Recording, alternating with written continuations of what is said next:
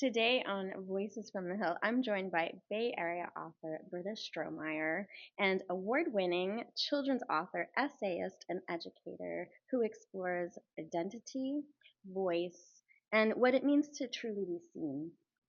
Her books invite young readers and all of us into conversations about authenticity, courage, and self expression. Britta's work spans fiction, criticism, and appears in the Common, Tupelo Quarterly, and World Literature Today.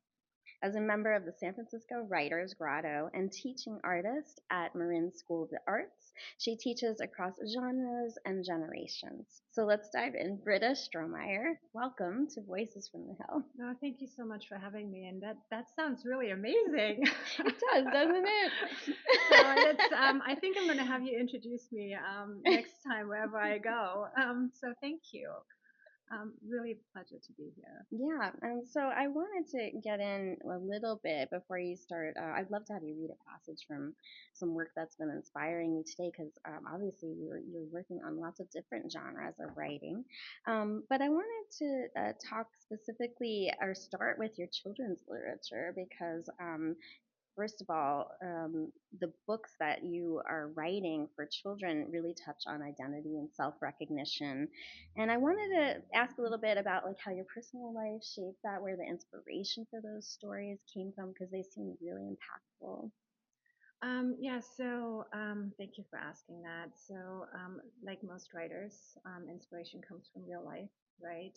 And my children's books, in particular, Raina's Unhappy Birthday and Look at Me, Who Do You See, were inspired by my older daughter, who is on the spectrum and genderqueer. And in the beginning, when I wrote, or when I was exploring these books, I didn't, I said earlier, I didn't mean to write children's books. It just happened.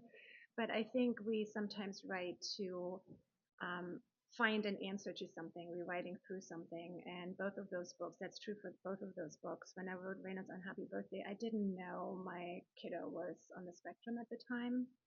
I was just trying to express something that I had observed, but also wanted to write a book for kids that don't like to be touched, and not just because they're on the spectrum or have other, other challenges.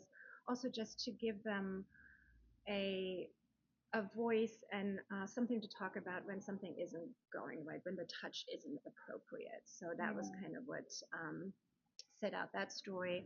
And Look at Me, Who Do You See was a few years later when I didn't know at the time that my kiddo was questioning, although I think subconsciously I felt it probably.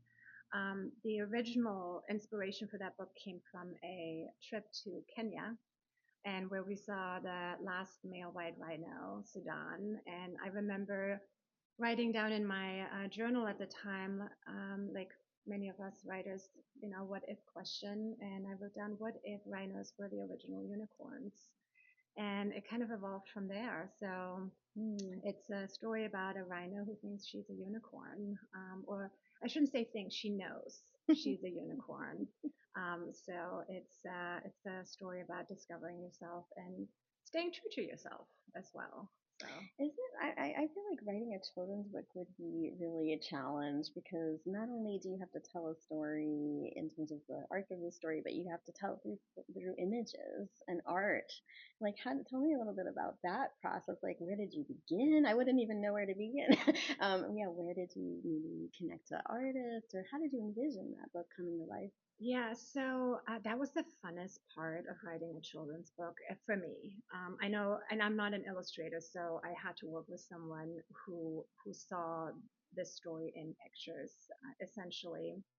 But I had some ideas on some images, and it helped actually working with an illustrator because they see something in the story that then will help you cut it down, the words. Mm. And you're right, writing for children is much harder. And it was kind of, I always tell my students, it was my way of getting into flash fiction, so to Oh, speak. yeah. And there's a little bit of poetry too, because every word kind of has to mean something. You have very small space to tell a story and have an impact with those words. And then you have to choose the words, not to make it too simple, but also to challenge and kind of have give the kids some words that they can explore and what does that mean.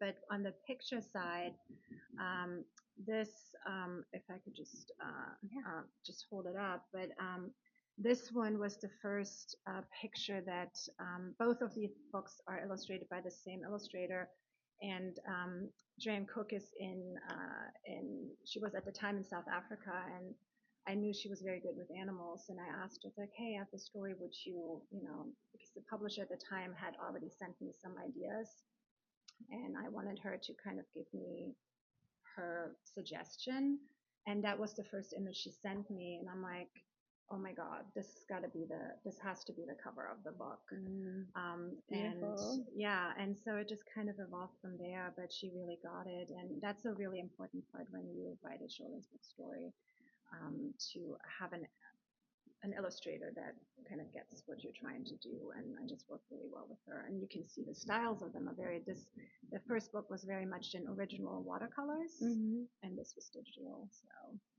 Did you show this to your children as you were making it, yes, or was oh it my after god, the process? oh my god, they especially the later one, I think it was a more of a fun adventure on the first one because they were much younger. Mhm. On this one, I was always very excited and you as a poet will appreciate this, like you change a line or a few words and like that's it, and then I would run there, say, can I read it to you again, and they're like, okay. And I would read it again. It's like, it's the same. I'm like, no, it's not the same. Remember, like, so, yeah, so they went through pretty much all, I don't know how many edits we had in the end. I count every new version if I even just change a word. So it was double digits in Yeah. the end. So for sure. It's kind of like you had this like test audience that was Yes, yes. is this working for you? Yeah, and in fact, for the second book, I went to my kids' elementary school, and I asked one of the first grade teachers, can I test this? Can I test this in your audience? And it was helpful. It was really helpful to get the kids' feedback, and I would suggest that for anybody writing children's books too. Mm. First of all, sit down at the library on the floor, pick out those picture books that, themes that you want to explore, and read them at the level that those kiddos are actually experiencing the world as well, because that's really important. The world looks very different when you're shorter and smaller. So That's true. Well, and look at me. Uh, who do you see? This is you saying that you started this story, but you didn't realize like what it was going to mean until like maybe through the process. But can you tell me a little bit about like finding out what the real core of that story was, both in your personal life and at the culmination of finishing this book? So I had given it at the time. I'm not sure if I'm allowed to say that, but my agent at the time, and she read the story and she liked it, and she said it's going to do. I think this is a story that will do well, but I'm not the one to sell it because I don't want to tell kids. They're not what they are at birth, and that wasn't actually at all in my the thought of having a reach across like LGBTQ lines was not on my conscious mind at the time. I just wanted to write a book. Be who you are, be free. You can be whatever you want to be.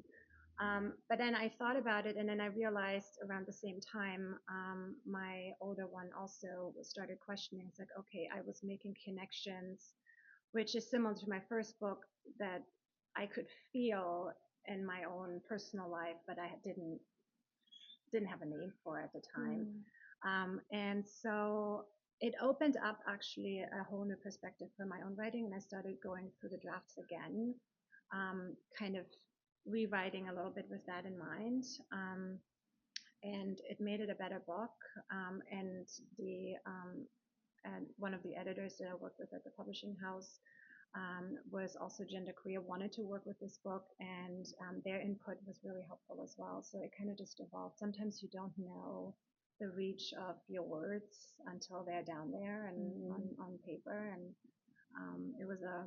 I'm very proud of that book. And I loved every moment of the process of that. What has the reception of this book been like post launching? Like, have you had people come to you and tell you, I've always needed this, or I've always like wished this story was out there, and thank you for writing this, or like, do you notice that there's more writers tackling this subject, especially for different age groups at this moment? Yeah, I think there's now more out there than when I wrote that.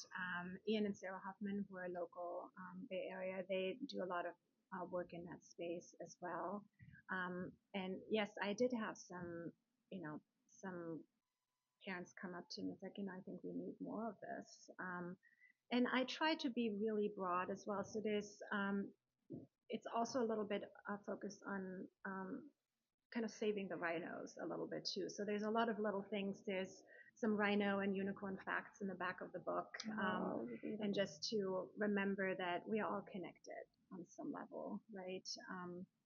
And so yeah, it's been I've gotten nice comments about it, but people can go out and read more. Yeah, it's wonderful. Well, it's sometimes too when they see these things, it like sparks like waves of other people attempting to bring these stories forward too. So it's sort of like you're a trailblazer in that sense, which is really wonderful. And I mean, my goal with both of these books are for kids to just have language to, because they oftentimes don't have the words yet, or they can't express themselves. And if especially also with my first book, the Reina book, if there's a kid that is in a situation that they shouldn't be in, and can then maybe a few years later say, or at the moment, like, Mom, remember you read me that book?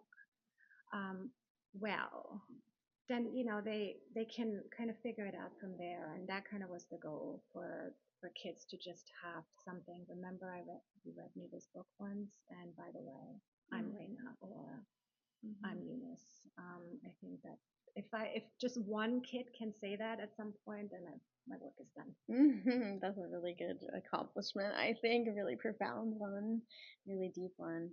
Well, there's an aspect to the creation of this story that I'm hearing, which is a little bit of a magical process, like following your instinct. And there's an aspect to me of like deeply listening. Does that pull through? And have you had that experience also with other types of projects you're working on? 'Cause you're working on podcasting, which of course is about listening, but then other different types of writing as well as like book reviews. So does that pull through in terms of a way of moving in the literary world for you? You mean for my own writing, or just your approach in general? Yeah, I think for me, I know there's writers out there, and I do that too. Like I will hear something or a thought comes. Like I just recently looked through my notes app on my phone because a lot of things come to me while I'm walking. I will write something down, but for me, I think a lot of this is happening on a subconscious level. And the same is true for a flash piece that is connected to, again, to this, where things happen for me on a level that I'm not quite aware of. And I'm writing something down and I don't really know what it means until something else comes from the outside. I'm given a container to write within, or somebody says something else, and then I'm like, oh, wait a minute. And then I start connecting the dots. Um, and as far as seeing things, I don't know how to answer that, but yeah, I do try to pay attention to people. I'm a feeler. Like I'm very much a personal contact kind of person, because people, I want to be able to look you in the eye and I want to feel your energy. And because sometimes your energy field might not, that's nothing, to do with you, but it just like maybe it doesn't work. And then I wonder why that is. What is it about this? So yeah, I very much move through the world that way. You're I like, are we feel. vibing together? Yeah, and also Are we connecting? and I have a little bit of a like most people, we have our big and small T's. But I think if there's a silver lining for people that have had some more profound trauma in their life, they're very good at um, feeling and paying attention and have more fine-tuned antenna. And I think I have that. People tell me I do. So. Do you have rituals that you do when you go to write in terms of like tapping in and being present and maybe accessing this instinctive channel essentially for inspiration? I have to laugh at this question because not because it's funny, but it's funny in my context because I do have, actually, I thought about this the other day. I do have a weird ritual, and it's usually I try to clean something first or put something away. I need to have some kind of order around me. So there isn't, the clutter isn't kind of in my, it creates noise in my head. So if I say, okay, every Monday between, 11 and 12 or 11 and 1, I'm dedicating my time to this particular project, I ramp myself up for that. So I will look around like, okay, is there anything out of place? Um, so that's one. I do need quiet. I'm not a writer that writes to music or song lists and playlists. Can't do that. Can't have any noise, visual or auditory noise in my head. And other than that, I do what I teach my students now. And I used to not do that, but I just go for it. I write like nobody's gonna see it. Doesn't matter what it sounds like because I'm trying to focus to just make sense of it. Like what is inside of me? Like what is, or if I'm writing about a character, like what are they thinking? What's going on? And I just write really bad first drafts. And the same goes for my criticism work. I just write down what I'm thinking. Because oftentimes when I read a book that I want to write about for a review, there's thoughts that come in my head, and I literally just write them down. And while I'm reading it, usually you will see if you go in a bookshop, it's like, yeah, I reviewed this book, and you open it up, it has in pencil, not in pen, but it's written all over on the front. Like if I have a question, as I go to page this, I'll on page 31 go back to page 48. There's this connection, and so that's kind of my process. It's fragmented, I guess. Is that like just is that what comes together there? Actually, what was coming to my mind was the immense freedom of permission that you give yourself to, and a lot of writers really like find this hard to give themselves permission and freedom to just open up and not have that inner critic. So I was hearing in what you were saying, like the lack of an inner critic, at least in the beginning, and then you can pull that in when you're in the editing process, Yeah. perhaps. But to have that, be able to do that mentally and have that freedom in the beginning is like a dream state for most writers, and they Yeah. really struggle with that, Yeah, I think. I wasn't like this in the beginning. Yeah. I was really, I had this, I have to have this first, like this perfect sentence syndrome before I can move on to the next one. And I still have a writer friend in Texas. If you're listening, you know who you are, who still does that. And he's a fantastic writer, but he is sometimes paralyzed. But it's like, I can't move on until I have this perfectly right. Do you think that's part of like writer's block, when they're working on something? I don't believe in writer's block. I think if, and I'll tell you why. Two reasons. Number one is writer's block is just like, I don't want to go there. And trying to make it perfect is just a matter of, well, again, I don't want to go there. I don't want to go deeper. And it's just distracting yourself from moving to that next page because you can write, even if it's just for 10 minutes a day, you can time yourself and just go for it. I was never a believer in prompts because I was like, I know what I'm going to write about. I don't need a prompt. Now I teach prompt writing classes. I love what caused that prompts. shift? So because everything I've ever published ended up coming out of a prompt. So there's one in particular I did for a festival. I had written this piece already, and then there came a prompt about apples, like, and because I was thinking about reading that piece, and then the organizer of the group that I was reading with, like, yeah, our theme is apple. I'm like, what? What am I going to do with apples? But then I looked at that piece and it's like, okay, where's the apple here? And so it became an apple tree essentially. And it made the piece better. And I think it made it into a piece that could be published because of that. But yeah, it's much easier not to judge yourself. And if you want to get authentic emotion on the page, and really kind of just feel your way through it, which again, every writer is different. I'm a feeler. Then you have to get out of your head. I teach a retreat with my colleague Matthew Felix, also a local writer. We call it The Body and the Pen, and that's what we do. We try to approach writing from a more somatic point of view, and so he's the body. He does a lot of those kind of experience getting into out of your head into your body kind of exercises, and then I come in with prompts, and then we explore what that means and how that translates into the page onto the page. And people tell us it was transformative, and but you have to give yourself permission not to edit or judge your writing. Again, nobody's going to see it. It's just for you. You can burn it. Right. You can, although I wouldn't recommend it, just lock it. Do what I do. I lock it in my safe. I have a few journals that are locked away. Oh, interesting. So if I die prematurely, it's all there.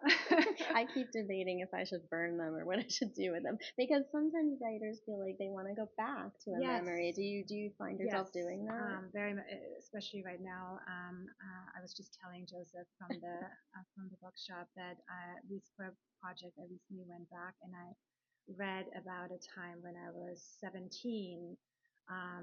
I'd written a lot between 15 and 18, and there was like a whole memory that I'd written down, an experience, an event, and I had no recollection of it. I called my mother and said, "Mom, who's this person?" It's like, "Oh, that was so and so." "Why are you asking me this question?" It's like, "Well, we went to this event and she just shook her head." But so I just recently had a conversation with another writer who said, "I burned everything. I threw everything away. And now they wish they hadn't and could go back." Regret. See, I don't want the regret. Yeah. So sometimes you just, find a way to lock it up, make it safe. And I have some things on my old computer that are password saved in it. And I know I saved them for a reason, but I cannot remember the password either. So now they are there for not knowing what's in there. Wow. But yeah, don't throw it away. Just lock it away. Burn it. Don't lock throw it away. away. You never know. I've never heard that advice, and that's fantastic advice. It's very, again, liberating. Because you might write a poem or something will come up, and our subconscious makes so many connections sometimes that we are not consciously aware until we write something and something comes up. It's like, I've written about this before, especially I'm sure for poetry, and we write about those things that stir within us, right? And we write about them over and over again. So yeah, you can look it up and go through those journals and find it again. Yeah, I think that's good advice. Well, I wanted to shift into a little bit that you also do literary criticism and book reviews, as I mentioned earlier. Was something that's a completely different perspective on writing. So you're a writer, and you're on this side of the fence, and then being on the other side where you're reviewing other people's books. Like, how did you make that shift? How did you get into that? And what has it brought or taught you about your own writing? So that was actually a really fun journey. When I was in my MFA program, one of my mentors in one of the courses, because you have to constantly write papers about certain topics or a craft or a book you read, and he pointed out several times, like, "You're really good at this." And I had also done my Stanford program, the novel writing program at Stanford. Is a 2-year program, fantastic if you're really into novel writing. And we had to constantly peer critique online. It was an online course, and people always said like they really appreciated my feedback and it was really valuable. Like they would privately message me. And again, it was kind of like, yeah, I enjoy this. I can do this. And then I would always wait for the teacher's feedback, because the teacher would always wait until everybody has commented. And like, yeah, I pointed that out to us. Like, okay, yeah, I got that. So it was, like teacher's pet, like I got it. But it was a few years ago when I met Jane Jabatari from the National Book Critics Circle. She talked about book criticism at a retreat we were at, and I told her, I was like, I really like this, and she said, well, And my book was coming out, and I said, yeah, but I can't promote. Like, I don't like my promotion. Like, I don't want nobody likes tooting their own horn, right? And she said, well, you can, lift other writers' work up. You can praise, or you can make a comment, or you can read and let people know what you think. And then I dug a little deeper and I looked into this, and then I tested it out, and kind of from there it just kind of took off. And it's the one writing when I'm creatively blocked because of when things are hard in my personal life, I usually can't write creatively. But criticism and reviews, writing papers about other people's books, that I can do any day. And that's what kind of kept me, or keeps me through like my own creative lulls a little bit. And what it teaches me about my own writing is like that I have a lot to learn, number one.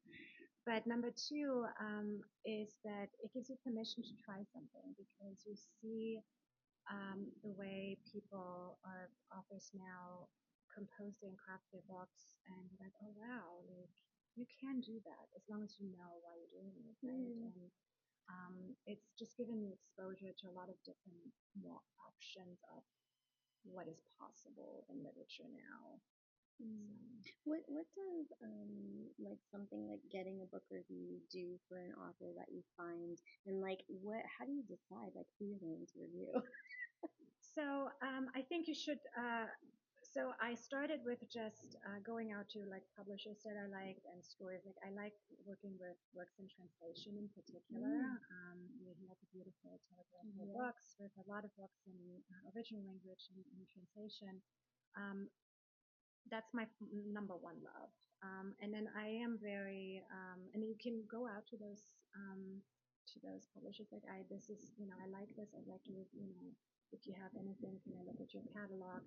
And then I look through the catalog. Sometimes I get books just sent to me because they think I might like it, or I might be interested in reviewing it. And then I pick and, I have learned that I have a, pretty decent eye for uh, what what I think will do well or what should be out there. There's uh, there's just a lot of fun for me in that. So my second choice would be something that deals with identity and feminist books. I'm big on feminist books and just the I am drawn more to the literary world. That's not to say that I have not reviewed or I'm not open to something more commercial, but there has to be a really strong character that has some really, is trying to make a deep connection. So does that answer your question? It does.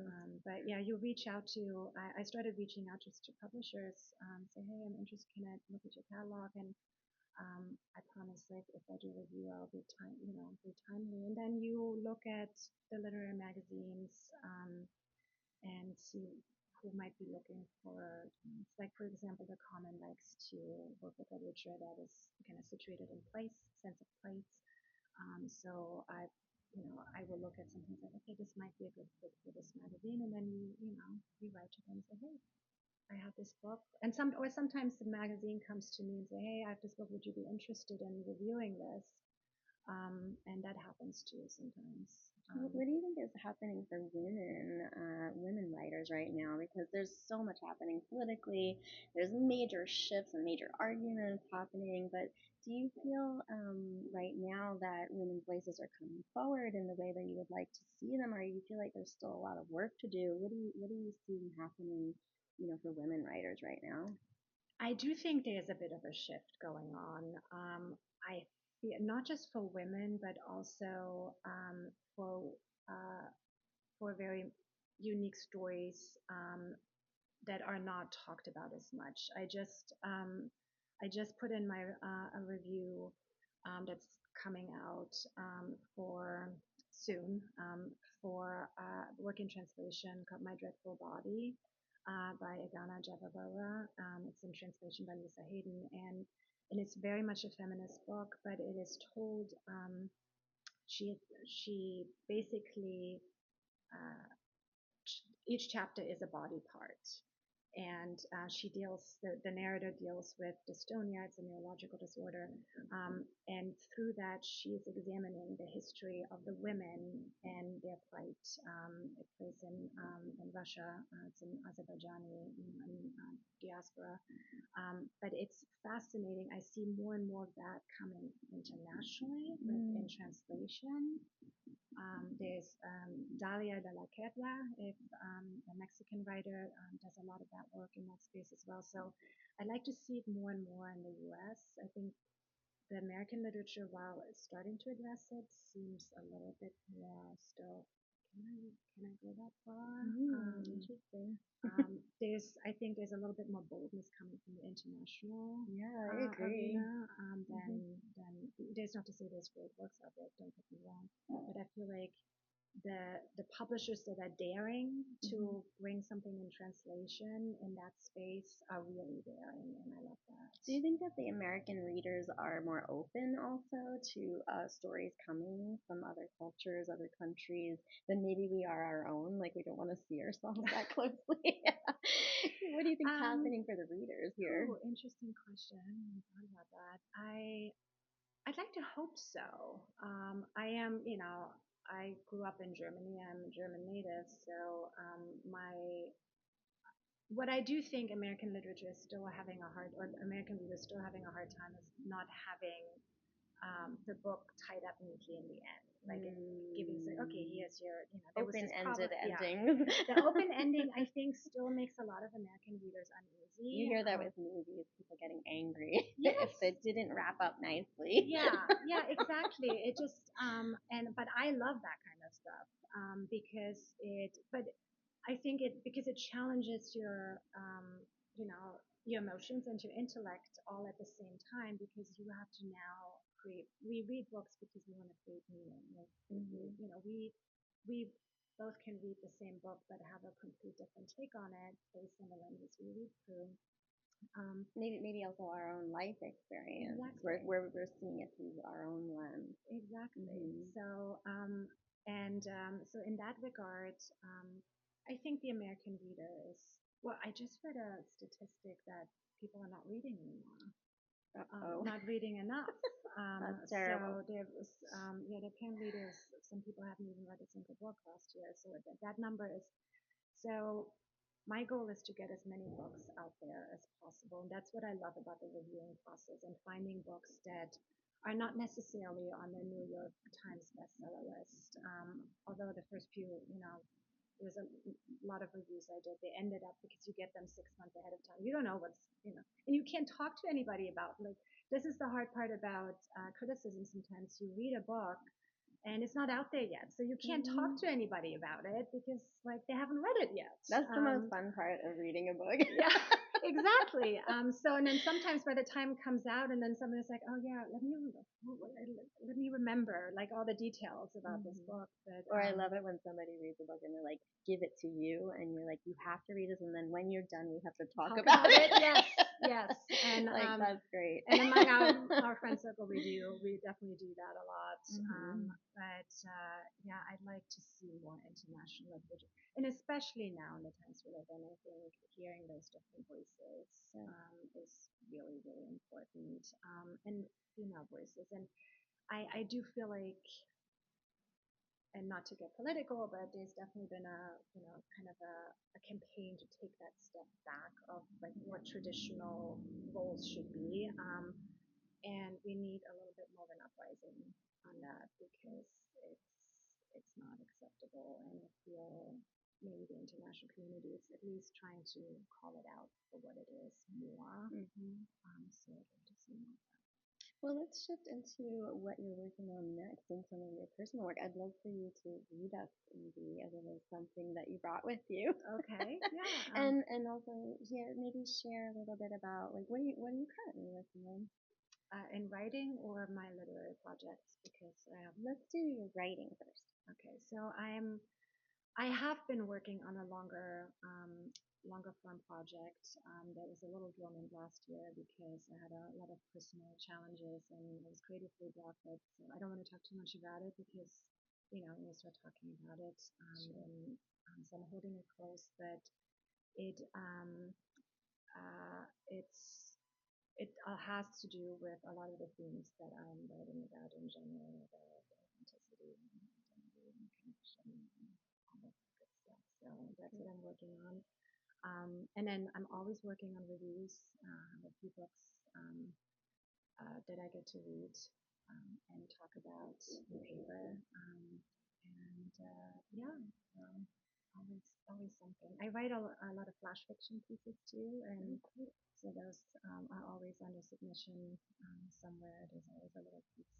I love flash fiction, like, especially because I'm, you know, with the picture book that was kind of my entryway in that, and it's fun and um, but my mind sometimes works in fragmented ways. So, Do you have something you'd like to share with us? sure, yeah, I can. See, why don't I? Since you're a poet, this is a little bit more lyrical. Oh, wonderful. A little bit more poetic. And in fact, actually, this is a piece I'd written about. It's kind of connected to my picture books and the struggle my older one went through. And this is the Apple theme. Perfect. Yeah, you can find this in Flash Fiction magazine. So it's titled "Growing Pains." You remember the potpourri of apple seeds resting in your tiny hand when your Granny Smith told you for seeds to grow, they crave the sun's warm embrace, the clouds' dewy blessings, and the wind's breath of life. In a crisper tone, she warned, be careful not to trample on them or crush them into dust. You watched the seeds dance with the winds as they gently spilled from your palm. Then you waited, waited, waited until sprouts rose from the soil. You remember Sunday mornings when rotten Brayburn slammed the front door. Your mother, bruised and tarred, curled into a ball and cried, offering you sweet plush Honeycrisp to silence her weeping. You whispered, but I love you. She ignored you through the mist of sobs, and you retreated in a world of make-believe family, conjured imaginary meals, and played hide and seek with fantastical friends until Brayburn's crushing footsteps echoed on the cherry flooring. Hiding in the sheltering shadow of the wooden door, you waited, waited, waited for your mother to emerge from the refuge of her room. Your growling stomach a silent witness each time she welcomed him back, smiling away lingering tears. You remember when you stole Rayburn's dead blow hammer and slammed its face down on your wrist in an anguished kiss. You screamed from the pain, waiting for your mother to tune into your voice, its vibration. Brushing your sweet plush toy against your cheek, your mother said, I don't think anything is broken. You remember the day you became a mother, the days your daughter danced in vibrant hues with her golden corkscrew curls bouncing off her shoulders, delicious, unblemished, rapturous. One by one, like wilted apple blossoms, the coiled locks tumbled to the floor. Shorter, she pleaded with the hairstylist. Each floating petal a cut into the bark of your heart. Brayburn's dusty memories scattered on the floor, baiting you. Growing pains for your daughter come in small carvings across her leafless limbs. Life's fears over-ripening within her. Torment tricking her to hide today. Gripping your uncried tears, you blink away the pain. You wish she could see how she shimmers in the shade of your apple tree. Don't hide, you tell her. Then you wait, wait, wait. Beautiful. Thank you for sharing that. That was very beautiful.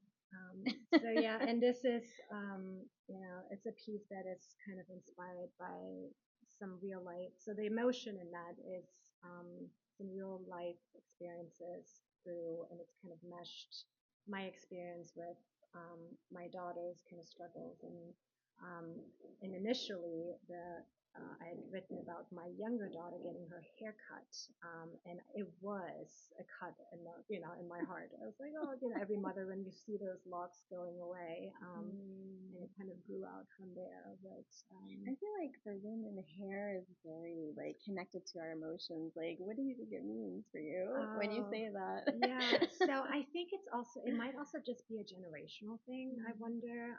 In that book I earlier mentioned, My Dreadful Body, the hair becomes also a symbolism of feminism and identity. So I think there is something for a certain generation. Again, I don't want to speak for the younger generations, but I think there is something attached to that, how we were brought up and how those traditional roles were assigned to us.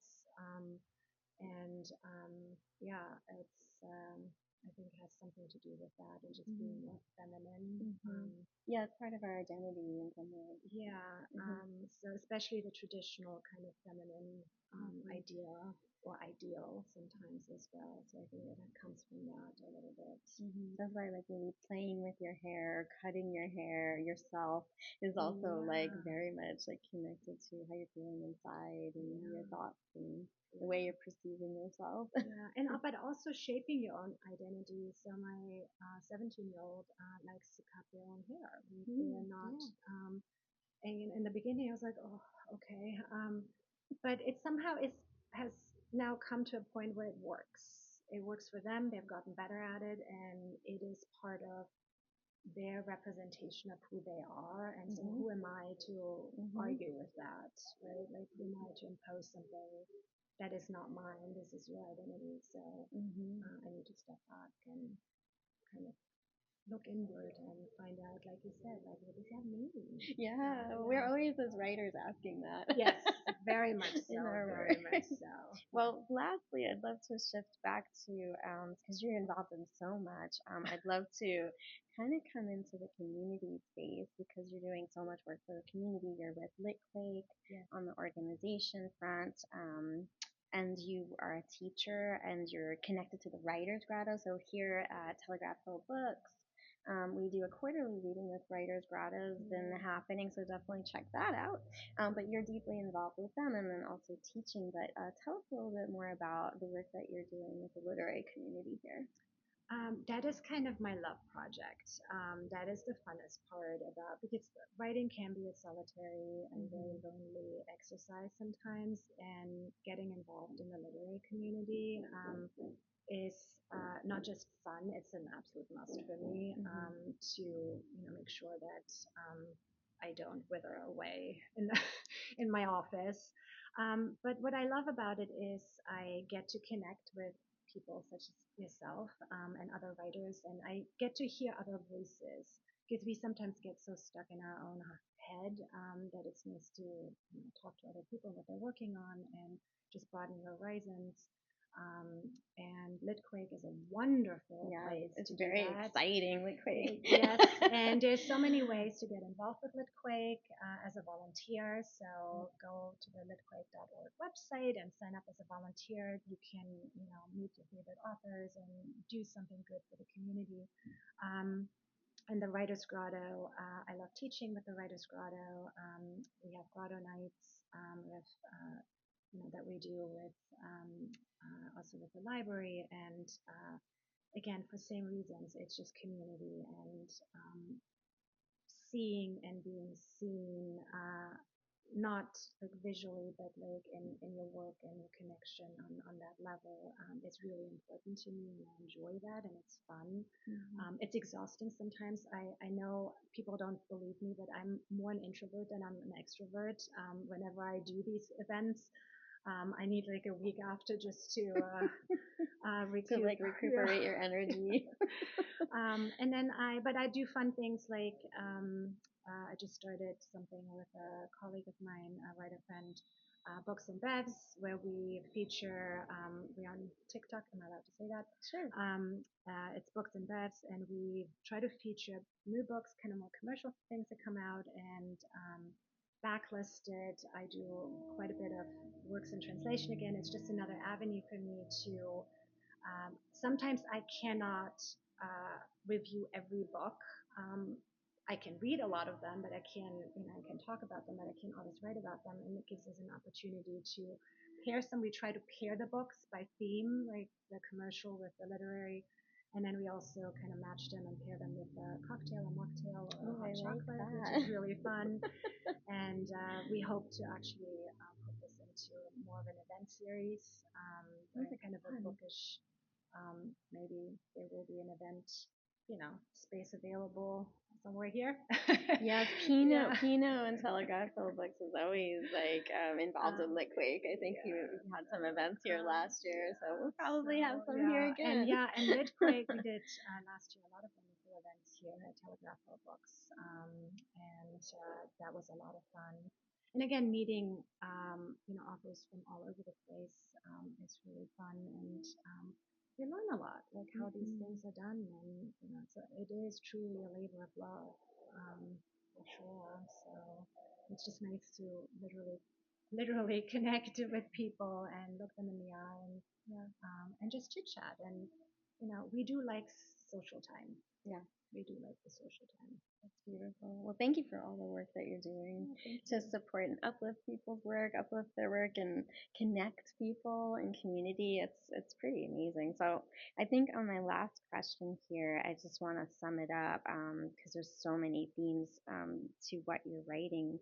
But I want to ask, like, out of all the work that you're doing right now, like, what do you hope that readers will carry with them after encountering your work? We've talked a lot about identity. I feel like about freedom, about freedom of expression, even for writers. But what do you feel like is like a core theme in your heart as you're doing all of these projects? Oh my God, I love that question. And it's you had barely finished it, and it was coming right up. It's like that your voice matters. That is probably at the heart of I and I think that stems just from my own experience being silenced for a long time, based on my background. And don't be silent. Do share your voice. Name it. Talk about it, because that's how we connect with each other, and that's how we learn from each other, and that's how we create meaning, and then can work through it, whatever we're going through. So yeah, I would say your voice matters is at the Excellent. core of it, because that's how you connect. Yeah. What a beautiful message that we all really need, Yes. especially as writers and Yes. readers too. Yeah. Well, I just want to thank you so much, Britta Stromeyer, for sharing your work, sharing your process, for uplifting everybody else's work too, and bringing us all together. It's just been a pleasure to get to know you and, yeah, to tell your story here. So, for listeners who'd like to learn more about Britta Stromeyer and all of her projects, please go visit brittastromeyer.com and find her books at your local independent bookstores, especially Telegraph Hill Books.